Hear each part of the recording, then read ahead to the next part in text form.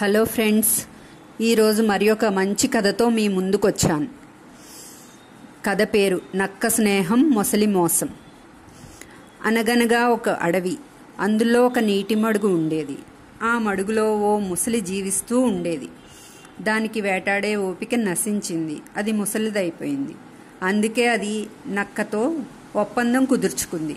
ఏవైనా జీవుల్ని తీసుకొచ్చి ఈ మడుగులోకి దించితే తాను వాటిని చంపుతాను అంది.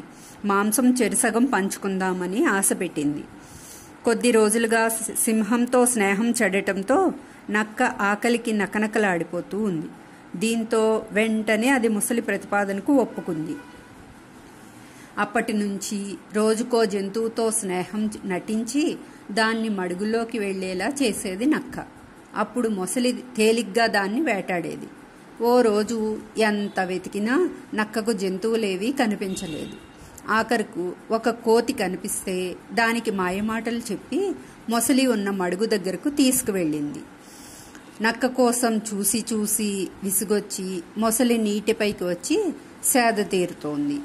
మొసలి కనిపించగానే కోతి భయపడింది. వెంటనే నక్క, అబ్బే భయపడకు కోతి మామ, ఆ మొసలి ప్రాణాలతో లేదు, ఎప్పుడో చనిపోయింది అని చెప్పింది. అయినా కోతికి నమ్మకం కుదరలేదు. చనిపోయిన మొసళ్ళు నోరు తెరుచుకుని ఉంటాయి కదా అంది నక్కతో. మొసలి వెంటనే తన నోరు తెరిచింది.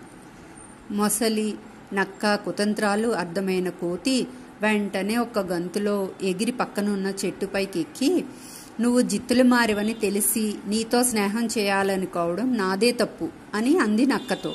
చెట్టుకున్న కాయలు తెంపి నక్క మీదకు విసిరింది. ఆ దెబ్బలకు తాళలేక అది మడుగులోకి దూకింది.